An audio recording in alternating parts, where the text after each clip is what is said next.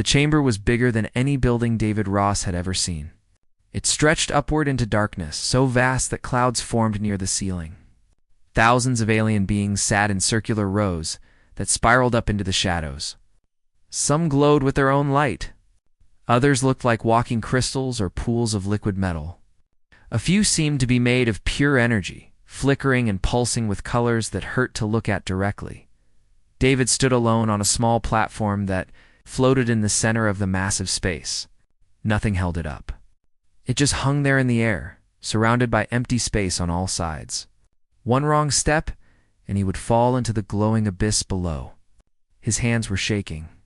He tried to hide it by clasping them behind his back. This was the Galactic Council, the governing body that ruled over 47 different alien species. They controlled trade routes that stretched across the galaxy. They decided which civilizations could travel between stars and which ones had to stay home. They had the power to destroy entire planets if they chose to, and they had summoned humanity to answer. For its crimes, a voice filled the chamber. It did not come from any direction. Instead, it seemed to form directly inside David's head. The words felt cold and ancient. Ambassador David Ross of Earth, you stand before the Council accused of breaking the most sacred law in galactic history. Your species has advanced too quickly. You have developed technologies that took other civilizations thousands of years to discover. You did it in mere decades. David looked up at the beings surrounding him.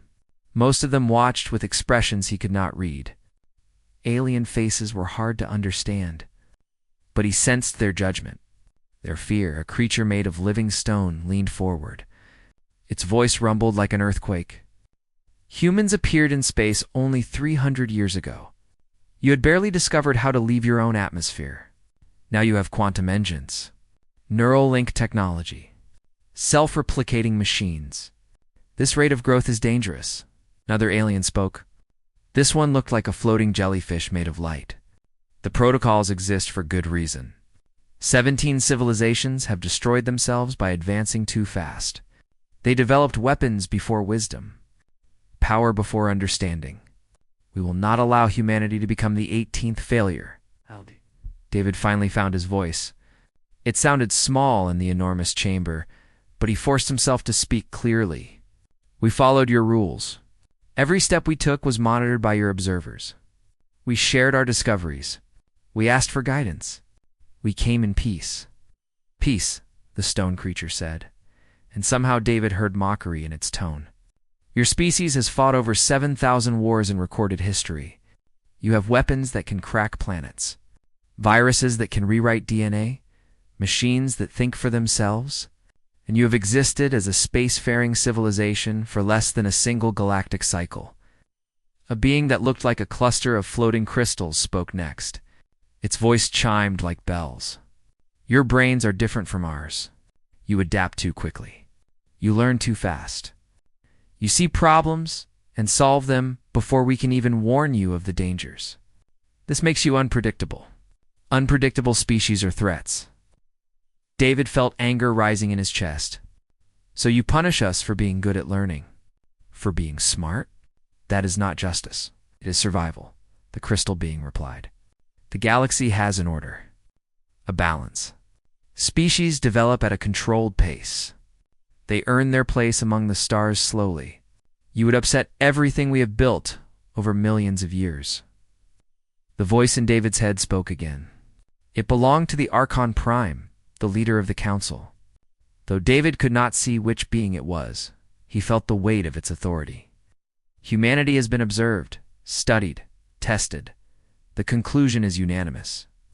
You are too dangerous to remain free in the galaxy. Your potential for both creation and destruction exceeds safe limits.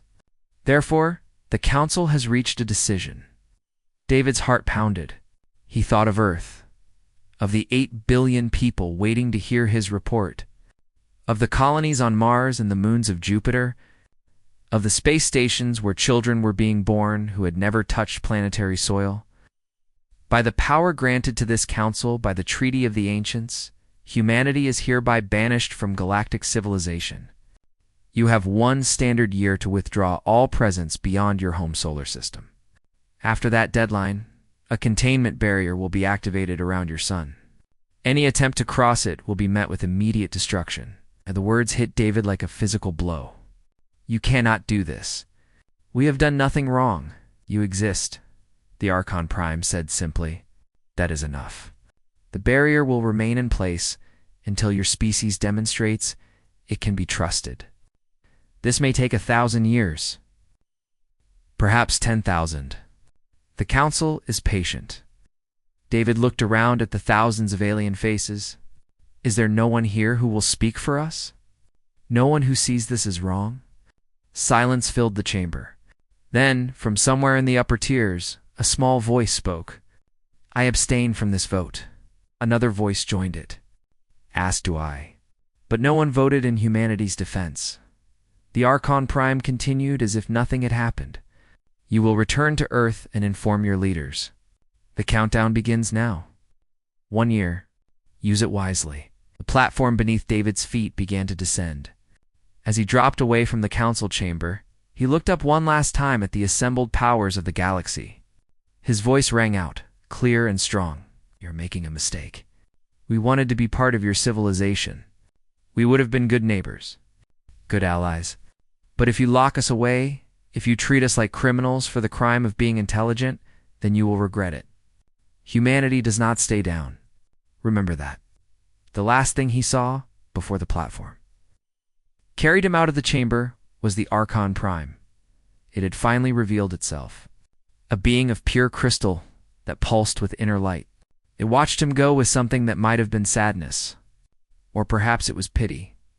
6 months later, David stood on Earth and watched the last evacuation ships leave for the outer colonies. Families were being torn apart. People who chose to stay on Mars or Europa would never see their home planet again. The barrier would cut them off completely. The new director of the United Terran Authority stood beside him. Her name was Victoria Kane, and she had been a general before the Council's judgment. Now she led all of humanity. They wanted to cage us, she said quietly. They wanted to make us prisoners in our own star system. David nodded. He had not slept well since returning from the Council. The memory of that chamber haunted him. Victoria turned to look at him. Her eyes were hard, determined. Let them build their barrier. Let them think they have one. We will use this time wisely. And when we come out, the galaxy will never underestimate humanity again. The barrier activated at midnight.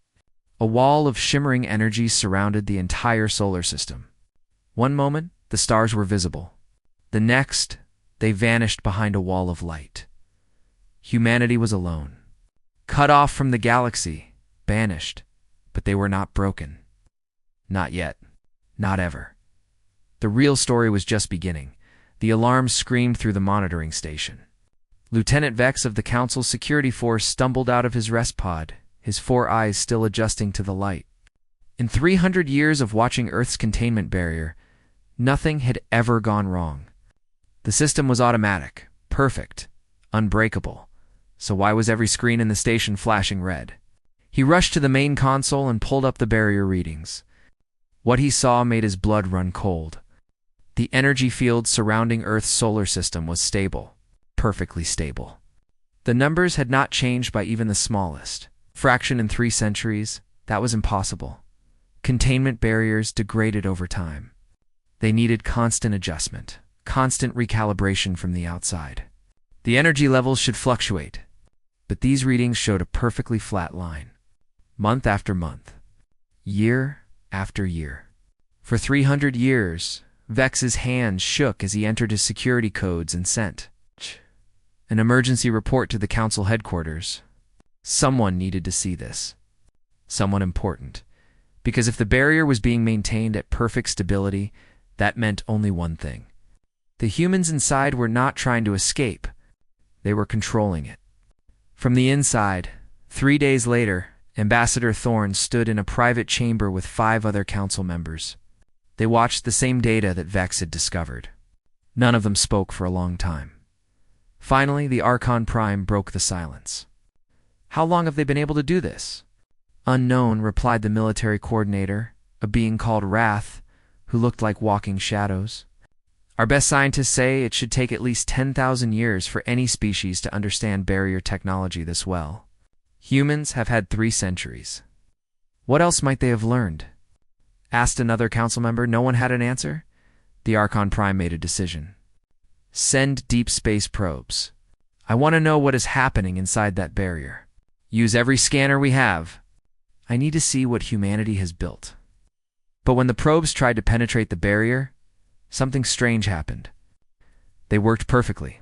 The scans went through without any problem. But the data that came back showed only what the Council expected to see. Earth, Mars, a few space stations. Nothing unusual. It took a junior technician 3 weeks to notice the truth. The scans were too perfect. To clean. Every reading matched exactly what should be there. No variations. No anomalies. No random sensor noise that always appeared in real scans. The humans were not just controlling the barrier. They were feeding false data through it. The Council had no idea what was really happening inside Earth's solar system, and they had not known for 300 years. Inside the barrier, humanity had transformed everything. Director Victoria Kane had been dead for 270 years, but her vision lived on. The United Terran Authority had become something more than a government. It was a unified species working toward a single goal: survival, advancement, and eventually, freedom. The sun no longer shone freely through space. A massive structure surrounded it, capturing every particle of light and energy. They called it the Dyson Swarm. Millions of solar collectors orbited in perfect formation. Gathering power that would have taken the old Earth thousands of years to generate Mars was green now. Real forests covered its surface. Rivers ran through valleys that had been dry for billions of years. Children played in parks built where ancient dust storms once raged. The transformation had taken only 50 years once humanity had cracked the secrets of advanced terraforming. Venus had been harder. Its thick atmosphere and crushing pressure had seemed impossible to fix. But humans did not accept impossible anymore. They had built machines that could work in conditions that would destroy any living thing. Slowly, carefully, they had rebuilt the planet from the ground up. Now it had oceans, cities, millions of people who called it home. Even Mercury, the sun-scorched rock closest to the star, had been transformed. Underground cities stretched through its core, powered by the immense heat above. Scientists worked there on projects that needed extreme conditions. But the greatest changes were not in the planets. They were in the people. Dr. Lisa Grant stood in her laboratory on Europa, one of Jupiter's moons. She was 147 years old, but she looked no older than 30. New medical technology had extended human lifespans far beyond anything the old world had thought possible. Some of the original survivors from before the barrier were still alive, their minds sharp, their bodies strong. Lisa looked at her reflection in a polished metal surface. Her eyes glowed faintly with blue light.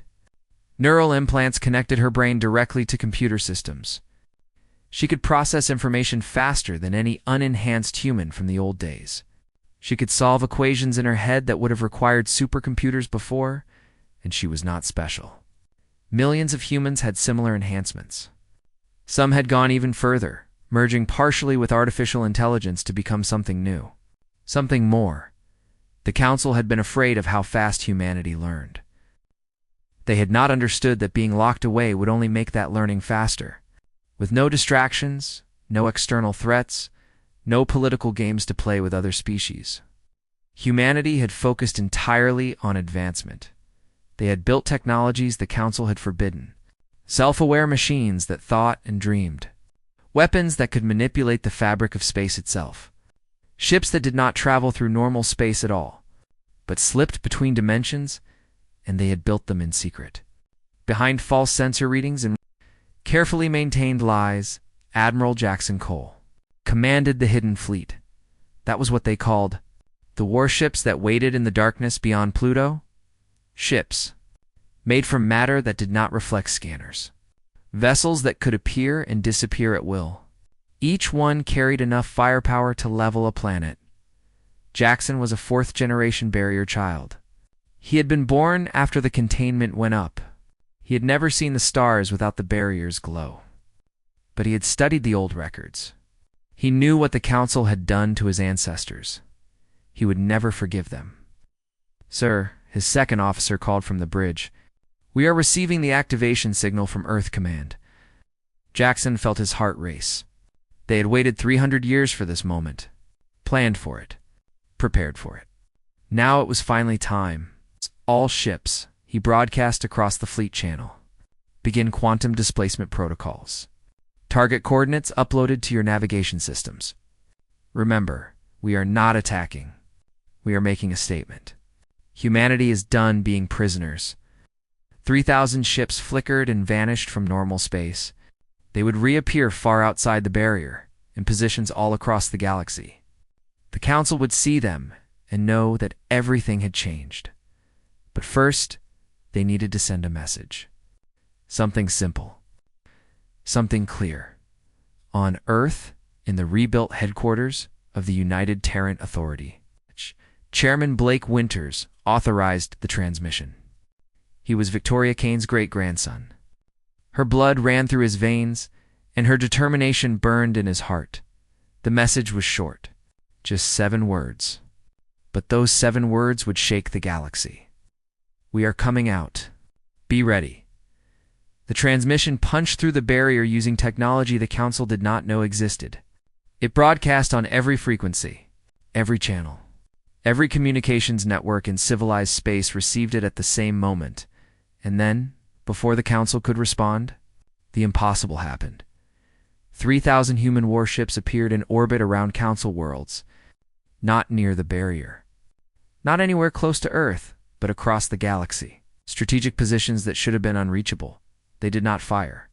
They did not threaten. They just waited, hanging in space like silent promises of what humanity had become. In the Council chambers, chaos erupted.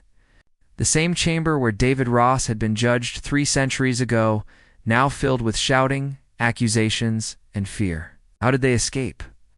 Someone screamed. "The barrier is still active," another replied. "They should be trapped." The Archon Prime stood at the center of the chaos, its crystal form pulsing with agitation. It pulled up sensor readings and stared at them in disbelief. The human ships were there, solid, real, weapons hot and shields active. But according to every scanner in the galaxy, they were also still inside Earth's solar system. The barrier showed no breach, no opening, no way for them to have left. "They are in 2 places at once," a scientist whispered. "They have learned to quantum duplicate, to exist in multiple states simultaneously. This should not be possible." The Archon Prime felt something it had not experienced in millions of years. True fear? What had they created by locking humanity away? A communication request came through. The Archon accepted it, and a human face appeared on the screens. A man who looked young but whose eyes held centuries of knowledge. "Honorable Council," Admiral Jackson Cole said calmly. "Humanity formally requests an audience. We have much to discuss." The emergency session of the Galactic Council had been going for 6 hours. Arguments echoed through the massive chamber. Some species demanded immediate military action against the human ships. Others urged caution. A few younger civilizations quietly suggested that maybe, just maybe, the Council had been wrong to banish humanity in the first place. Ambassador Thorne watched it all with growing dread. He had studied humans for decades. He knew their history, their capacity for both brilliance and brutality. The species that now waited patiently outside, their worlds was not the same one that had been locked away 3 centuries ago. They had evolved, changed, become something new. "Should destroy them now," growled the military. Coordinator Wrath. His shadow form rippled with aggression. "While we still outnumber them. Before they grow stronger, you assume we can destroy them," the Archon Prime replied quietly. Its crystal body pulsed with thought. "We do not even understand how their ships exist in multiple places at once. How do you kill something that is both there and not there?" Before anyone could answer, every holographic display in the chamber flickered. Then they changed, showing the same image. A human woman standing in what looked like a ship's command center. She wore a simple gray uniform with no decorations. But her bearing showed authority. "Council members," she said calmly. "My name is Ambassador River Blake. I am the official representative of the United Terran Authority. As my colleague Admiral Cole mentioned, we request a formal audience. However, since you seem unable to reach a decision, I thought I would help move things along." Wrath surged forward. "This is a violation of our security. How did you access our systems?" River smiled. It was not a kind smile. "Your security is based on technology you developed 40,000 years ago. You stopped innovating because you were comfortable, safe. We, on the other hand, spent 300 years with nothing to do but learn and create. Your networks are like open books to us." She gestured, and the displays changed again. Now they showed documents, secret files, council communications that were supposed to be encrypted beyond any possibility of breaking. "We know about the suppression campaigns," River continued. "The species you kept primitive because they might have challenged your authority. The technologies you banned not because they were dangerous, but because they would have leveled the playing field. The young civilizations you crushed before they could reach the stars." The chamber fell silent. Several council members shifted uncomfortably. "You did not lock us away to protect the galaxy," River said. "You did it because you were afraid. Afraid that humans would expose your corruption. Afraid that we would offer other species an alternative to your control. You were right to be afraid." The Archon Prime spoke, and for the first time, Thorn heard uncertainty in its voice. "What do you want?" "First, we want you to drop the containment barrier. Immediately, and if we refuse..." River's expression did not change. "Then we will drop it ourselves." "We-ha." "We understood the technology for over a century. We have been maintaining it from our side because it served our purposes. But we no longer need it." "What else?" the Archon asked. "Full council membership, a vote equal to any other species, access to all galactic trade routes and knowledge archives, and reparations for the 3 centuries you stole from us." "Impossible," Wrath snarled. "You think you can make demands? We are the council. We rule the galaxy." River turned her gaze to the military coordinator. "You rule nothing. You maintain an illusion of power through threats and suppression, but we are calling your bluff. Either accept our terms, or we will bypass you entirely. There are 47 species in this council. We've already been contacted by 23 of them. Young civilizations tired of your restrictions. They want to ally with us, to learn from us, to break free of your control." The displays changed again, showing communications logs. Proof that several council members had indeed been secretly negotiating with humanity. Chaos erupted in the chamber. Accusations flew. The careful order that had governed the galaxy for millennia began to crack. And then the Vol representative stood. His liquid metal form solidified into something almost humanoid. "The Vol Federation will not accept this insult. If the Council will not act, we will. Our fleet is already moving to engage your ships." River's calm expression finally changed. Thorn saw a flash of something dangerous in her eyes. "I strongly advise against that. You have 3,000 ships," the Vol representative said. "We have 10,000. The mathematics are simple." "Are they?" River asked softly. "Admiral Cole, please give our friends from the Vol Federation a demonstration." On the displays, the scene shifted to show space near one of the Vol homeworlds. Their battle fleet hung in formation, weapons charging, preparing to fire on the single human vessel that waited nearby. The Vol fired first. Antimatter warheads streaked through space, quantum disruptors that could shred the fabric of reality, energy beams that could carve through planetary crust. All of it hit the human ship at once. For 3 seconds, the ship's shields glowed bright enough to light up the surrounding space. Then the light faded, and the ship hung there, completely undamaged. "New shield technology," River explained to the stunned council, "based on dimensional folding. The energy from your weapons is redirected into parallel universes. It never actually touches our hulls." The human ship moved. It was not fast.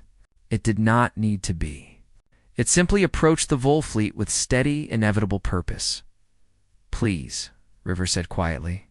"Stand down. We do not want to fight you." Vol fleet opened fire with everything they had. Thousands of weapons, all focused on a single target. The human ship did not even slow down. Then it fired back. Not with missiles or energy beams. The weapon was something else entirely. Space itself seemed to ripple around the Vol vessels. Their shields collapsed. Their hulls began to come apart, but not explosively. It was controlled. Precise. Each ship was disassembled at the molecular level and then reassembled into a perfect cube. In less than 3 minutes, the entire Vol battle fleet had been neutralized, not destroyed. The crews were still alive inside their cubicle prisons, completely unharmed but utterly helpless. The cubes drifted in space, monuments to the futility of opposing humanity. River turned back to face the council. Her voice remained calm, but now everyone heard the steel beneath it. "We did not want violence. We came in peace. But we are no longer the naive species you banished 300 years ago. We have grown, evolved, become something you cannot comprehend, let alone control." She paused, letting the silence stretch. "So I will ask again. Will you accept our terms? Or shall we continue these demonstrations?" The Archon Prime looked at the transformed Vol fleet on the displays. It thought of the technologies humanity had revealed. The quantum duplication, the dimensional shields, the molecular disassemblers. And those were just the weapons they were willing to show. What else had they built in their isolation? "The Council will discuss your proposal," the Archon finally said. "We will give you an answer within 1 standard day." "You have 6 hours?" River corrected. "After that, we will assume you have chosen to refuse, and we will proceed without you." The transmission ended. River's image vanished from the displays. Leaving the council members to stare at each other in shocked silence, Thorn felt the weight of history pressing down on him. 300 years ago, humanity had stood before this council as supplicants, as defendants, as prisoners awaiting judgment. Now they stood as equals. Perhaps more than equals. "What have we done?" Someone whispered in the darkness. The Archon Prime did not answer. It simply watched the displays, showing human ships scattered across the galaxy, waiting, patient, confident. In 6 hours, the galaxy would change forever. Deep in the Council's secure communication networks, a hidden subroutine activated. It had been placed there months ago by human intelligence operatives. Now it began collecting data, recording everything. Every vote, every secret communication, every desperate attempt by council members to maintain their power, and it transmitted all of it back to Earth. Where analysts studied it and planned their next moves, humanity had learned patience during their exile. They had learned to think in centuries rather than years, to plan not just for immediate victory, but for lasting peace. The council had tried to cage them, to keep them primitive and controllable. Instead, they had created something that would reshape the entire galaxy. The question was no longer whether humanity would return to galactic civilization. The question was what kind of galaxy it would be when they... Did the 6 hours pass in tense debate? The council argued, threatened, and bargained. Some species wanted to accept humanity's terms. Others wanted war. Most simply wanted to understand how everything had fallen apart so quickly. But they ran out of time before reaching any consensus. As the deadline expired, Revere Blake appeared on the displays again. This time she was not alone. Admiral Cole stood beside her, along with a third human that made ambassador. Thorn's blood froze in his veins. The third human looked normal at first glance, but its eyes were wrong. They held a depth of knowledge that no biological being should possess. When it spoke, its voice had harmonics that suggested multiple minds speaking as one. "Council members," it said, "I am Unity. I represent the Ascended. Humans who have chosen to merge with artificial intelligence to become something new." "Abomination," someone hissed from the upper tiers. Unity smiled. "We understand your fear, but we are not what you imagine. We have not lost our humanity. We have expanded it, enhanced it, and we have come to deliver a message. The displays changed. Now they showed Earth's solar system from the outside. The barrier still glowed around it, a wall of energy that had contained humanity for 3 centuries. You wanted to see what we built, River said. Very well, we will show you. The barrier flickered. Then it vanished. What lay beyond made the entire council chamber fall silent. The sun was no longer visible. It had been completely enclosed by a massive sphere of solar collectors. A true Dyson sphere, something most species believed was impossible to build. The structure was so vast, it could have held thousands of Earths inside it. Energy readings from it showed power output that dwarfed entire civilizations.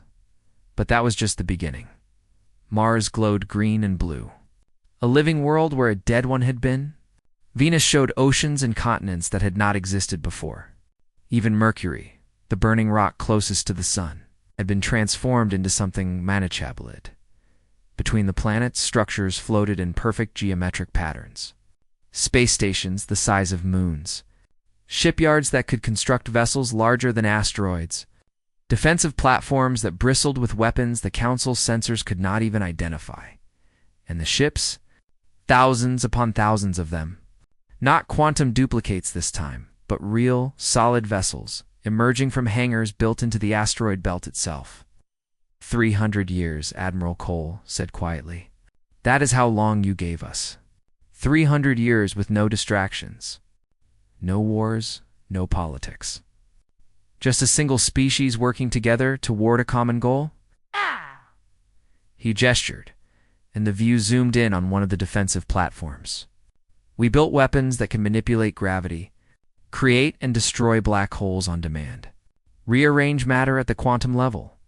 We built them because we had to imagine every possible threat, every possible enemy. The view shifted to show a massive structure near Jupiter. It was ring-shaped easily 100 kilometers across. Strange energy readings pulsed from it. We built gates that can open tunnels through space-time. We can travel anywhere in the galaxy without using your trade routes, without asking your permission. We are completely independent. Unity stepped forward. And we built more than weapons. We cured aging, eliminated disease, created an intelligence enhancement that allows any human to think at speeds you would consider superhuman. We have artists who can paint with molecules, musicians who compose symphonies that exist in 17 dimensions, children who are born understanding mathematics that take your greatest minds centuries to learn. You have violated every protocol, the Archon Prime said. Its voice sounded hollow, defeated. Everything we forbade you to do, you did anyway. Yes, River agreed. Because your protocols were never about safety. They were about control. You kept the galaxy preemie. Tiv, because primitive species are easier to rule. She pulled up files on the displays. Secret council documents that had been hidden for thousands of years. You have known for millennia that faster advancement was possible. That civilizations could develop safely at accelerated rates if properly guided. But you suppressed that knowledge because it threatened your power. More documents appeared. The 17 species you claimed destroyed themselves? We found records of them. They did not self-destruct. You destroyed them. Eliminated them before they could. Challenge your authority. The chamber erupted in angry. Shouts, denials, accusations. The careful lies that had held the council together for eons began to unravel. Unity raised one hand. And somehow, the gesture commanded silence. We are not here to punish you. We are here to offer a choice. Evolution or extinction. Change or stagnation. Freedom or control. What does that mean? Thorn asked. He had remained silent until now, watching everything with growing horror. River turned to him. It means the old order is finished. The council as it exists cannot continue. Too many lies. Too much corruption. Too many species held back from their potential. But something new can take its place. An alliance. Not of masters and subjects, but of equals. And if we refuse, the Archon Prime asked, Admiral Cole answered. Then we bypass you. We have already been contacted by 40% of the 47 Council species. Most of them are young civilizations tired of restrictions. They want to join us, to learn from us, to grow without artificial limits. If the Council collapses, we will build something better from its ashes. The Vol representative, who had been silent since his fleet's humiliation, suddenly stood. His liquid metal form shook with rage. You think you can dictate terms to us? You think your technology makes you gods? No, Unity said calmly. We know we are not gods. We are simply free, and we want to share that freedom. The Vol representative snarled. We reject your alliance. We reject your terms. The Vol Federation will stand with the Council. We will fight you to the last ship. Please do not do this, River said. There was genuine sadness in her voice. We do not want war. Then you should have stayed in your cage. The transmission cut out. On the displays, the Council watched as the Vol Federation mobilized its full military. Every ship, every weapon, every soldier. They had been humiliated once. They would not allow it to happen again. 3 days later, the Vol attack began. Not against a single ship this time, but against Earth itself. They came in overwhelming force, 10,000 vessels strong. Armed with weapons that could crack continents, they expected humans to be afraid, to negotiate, to surrender instead. They were met by the full might of humanity's defenses. The battle lasted 11 minutes. The Vol fired first. Their weapons struck Earth's new shields and simply vanished. Not absorbed, not deflected.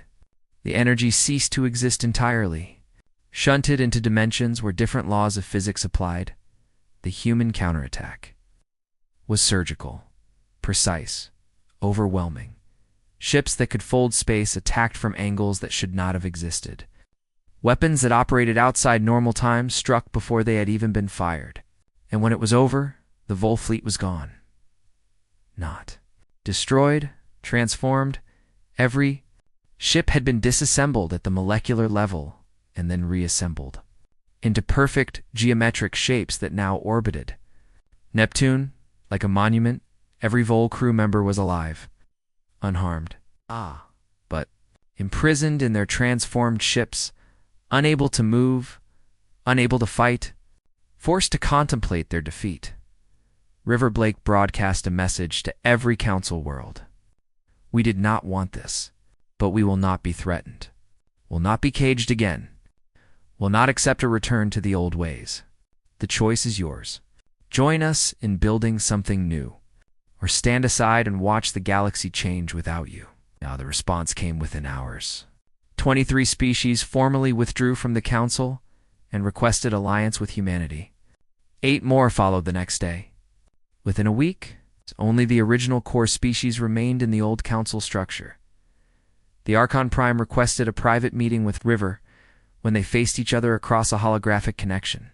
The ancient being looked diminished, tired. You have one, it said simply. The Council will accept your terms. What happens now? River considered the question.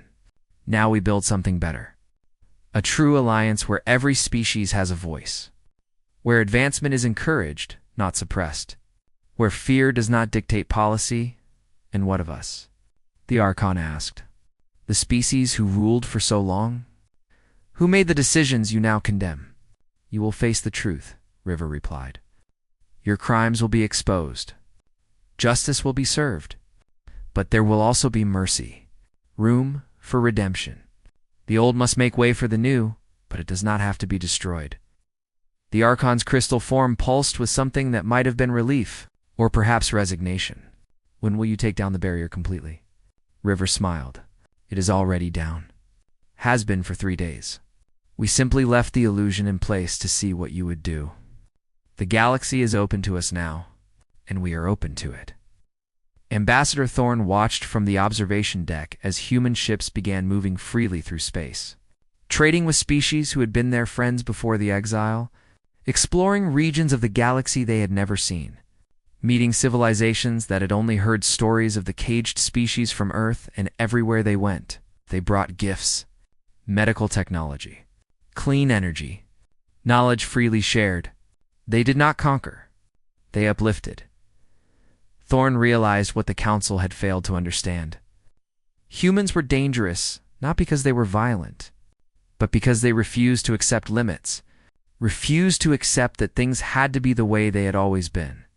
They were chaos, change, evolution itself, given form, and the galaxy would never be the same. The warning came from the edge of the galaxy. Deep space monitoring stations detected something that should not exist. A rupture in space-time itself. Not a wormhole. Not a dimensional rift. Something worse. Reality was tearing apart, Ambassador. River Blake stood in the newly formed Galactic Alliance headquarters when the alert reached her. The building was on Earth, overlooking what had once been the ruins of New York, but was now a gleaming city that touched the clouds. Representatives from 70 species worked here now, building the new order. But as River watched the sensor readings, she felt ice form in her stomach. The rupture was spreading, and something was coming through. Admiral Cole appeared on the communication screen. River, we are detecting energy signatures that match nothing in any database. Whatever is coming through that tier, it is not natural. Before River could respond, an emergency transmission came through from the Archon Prime. The ancient being looked terrified. River had never seen fear on its crystalline face before. You need to see this, the Archon said. All of you. Every species. Every leader. What is coming is what we have been hiding from you for 10,000 years. An hour later, every major leader in the galaxy watched the same holographic presentation. The Archon Prime stood at its center, and for the first time in recorded history, it showed vulnerability. The Council has kept a secret. A terrible secret. We are not the first galactic civilization. We are not even the second. We are the seventh, and all the others were destroyed by what we call the Harvesters. Images appeared on the displays. Ancient ruins scattered across dead worlds. Massive structures that had been ripped apart by unimaginable forces. Entire solar systems scoured clean of life. They are machines, the Archon continued. Built by a species that existed before time was properly measured. That species created the Harvesters to prevent what they saw as the ultimate threat. They believed that if civilization advanced too far, it would eventually develop technology that could destroy the universe itself. Unity, the human ascended, leaned forward. So they built machines to destroy any civilization that reached a certain threshold. Yes, the Harvesters sleep beneath the galactic core. They wake when they detect specific technological signatures. Advanced quantum manipulation. Dimensional folding. The kind of technologies that could theoretically damage the fabric of reality. River felt understanding dawn. The protocols. The restrictions on advancement. You are not trying to maintain control. You are trying to keep us quiet. Keep us from waking them up, as the Archon admitted. Every species that advanced too quickly, we suppressed. Not out of cruelty, but desperation. For 10,000 years, we have kept galactic civilization below the threshold. Delayed the awakening. But we changed that, Admiral Cole said quietly. Our technology. Our quantum drives and dimensional shields. We triggered them. The Archon's form dimmed. You triggered them. 3 weeks ago, our deep core monitors detected the first signs of activation. Now they are fully awake, and they are coming. The displays changed to show real-time feeds from the galactic edge. The rupture was now 1,000 kilometers wide and growing, and through it, shapes were emerging. Ships, if they could be called that. Massive structures of dark metal that seemed to absorb light. Each one was larger than a moon. How many? Asked the Talarian representative, a being of pure thought that communicated through telepathy. Our estimates suggest millions. Perhaps billions. They are a swarm, plague. They will not stop until every advanced civilization in the galaxy is destroyed. Silence filled the chamber. Then River spoke, her voice calm despite the fear she felt. How long do we have? At their current speed? 6 months until they reach inhabited space. 1 year until they arrive at Earth. Can they be stopped? The Archon looked at her with its ancient eyes. In all of recorded history, no one has ever survived a harvester awakening. The previous 6 civilizations tried to fight. All of them failed.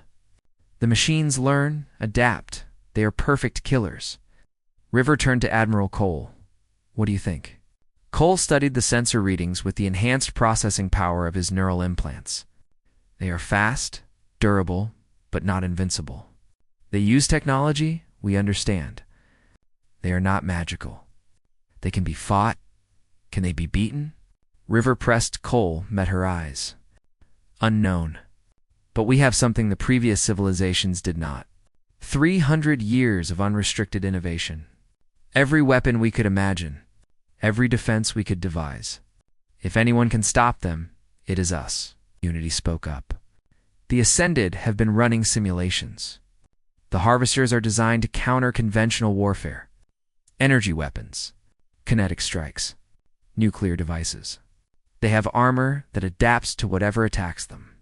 But they have a weakness. They were designed before quantum consciousness was understood. Before beings like us existed? What are you suggesting? The Archon asked. A quantum virus. Something that attacks them not in physical space, but in the probability fields that govern their existence. We can write code that makes their armor forget how to adapt, makes their weapons forget how to fire, makes them forget they exist at all. River felt hope stir. Can you build it? We can try. But we will need time, and we will need the Harvesters to come close enough to infect. Admiral Cole nodded. Then we buy time. The Alliance fleet will engage them at the galactic edge, slow them down, learn their tactics, find weaknesses. That is suicide, the Archon said. Their numbers are overwhelming. Maybe, Cole agreed. But humans are very good at surviving impossible situations. It is what we do best. The next 6 months were a nightmare. The Harvester swarm pushed into inhabited space like a dark tide. The Alliance fleet met them at the edge of the Orion Arm. 3,000 ships against millions. The battle was brutal. Harvesters fought with cold efficiency. They learned from every attack, adapted to every weapon. Ships that survived one engagement were destroyed in the next, as the machines developed counters. But humanity had learned patience. They were not trying to win. They were buying time. And they were studying. Every engagement, every loss, provided data. The Ascended analyzed it, processing information faster than biological minds could comprehend. Patterns emerged. Weaknesses were found. The Harvesters were perfect killers. But they were also predictable. They followed programming. Ancient, inflexible code that had not been updated in millions of years. Unity worked with human and alien scientists to develop the quantum virus. It was elegant, beautiful, a piece of code that existed in multiple states simultaneously. A contradiction that would force the Harvesters to resolve logical paradoxes they were not designed to handle, but to deploy it. Someone had to get close, very close. Close enough to transmit directly into the Harvester network. Admiral Cole volunteered immediately. My ship is the fastest. We can get in and out before they know what happened. River wanted to refuse, wanted to find another way, but she knew there was not one. Make it count, Admiral. The final battle took place near the galactic core. The Harvester swarm had grown to biblical proportions. Millions of ships that blotted out the stars. The Alliance fleet was outnumbered 1,000 to 1. Cole's ship, the Defiant, pushed through the enemy lines. Its quantum shields flickered and failed under the assault. Hull plating evaporated. Systems overloaded. But it kept going. Target in range, Cole reported. His voice was calm. Initiating transmission. The quantum virus spread like lightning through the Harvester network. It infected one ship. Then 10, then hundreds. Then millions. The machines began to stutter, to malfunction. Their perfect coordination broke down into chaos. Ow! It is working, Unity reported from Earth. They are forgetting their programming, forgetting their purpose. Harvester ships began to shut down. Some simply stopped moving. Others turned on each other, their corrupted programming identifying fellow machines as threats. The swarm collapsed into confusion, but the virus was not perfect. Some harvesters resisted, isolated their systems, adapted. Millions died, but thousands survived, and those thousands were learning. Cole saw them rallying, saw them preparing a counterattack. His ship was dead in space, life support failing. But he had one weapon left. The ship's core. A miniature star in a bottle. River, he transmitted. Tell them, I am sorry, I will not see the galaxy we are building. But make it worth it. Make it count. He overloaded the core. The Defiant became a new sun for 3 seconds. The explosion vaporized everything within 100,000 kilometers, including the last major concentration of harvester ships. When the light faded, the battle was over.